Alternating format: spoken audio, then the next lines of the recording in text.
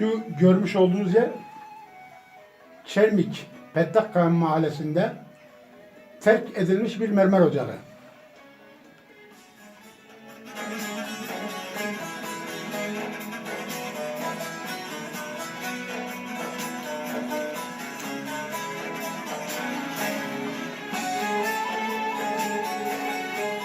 Çelmik'te onlarca mermer ocağı var.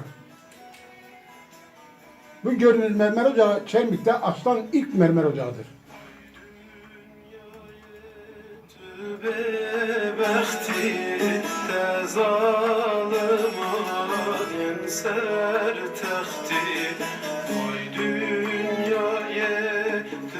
Şu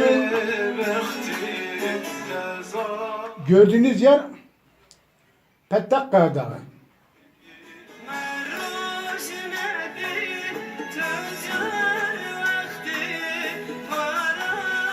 Bu mermer ocağı da Pettakkaya Dağı üzerinde.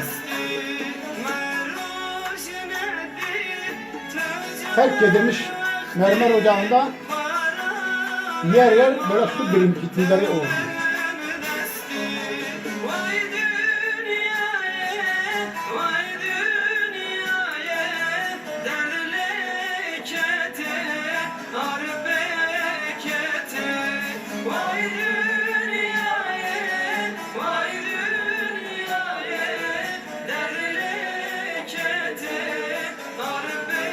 Yani burada gördüğünüz gibi tabiat tahrip edilmiş.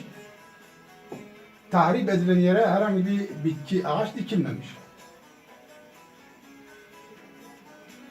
Dolayısıyla biz doğal dengeyi, ekolojik dengeyi kendi elimizle bozuyoruz.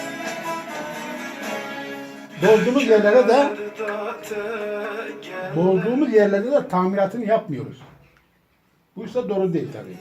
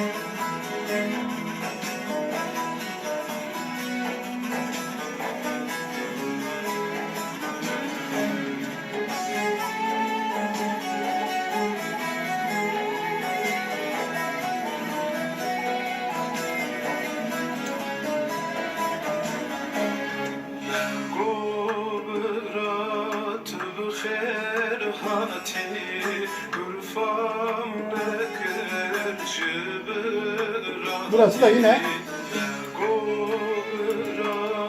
Pettakkaya Dağı'ndan, yani Mişlik Dağı'ndan Çelmik'in bir görünümü.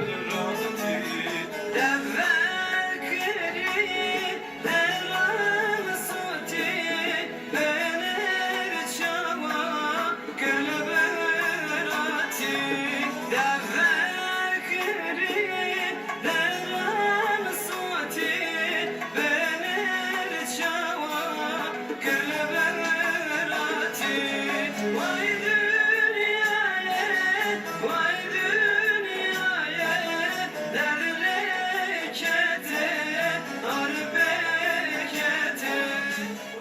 20 gün öncesine kadar Çelmik çevresi yemyeşildi.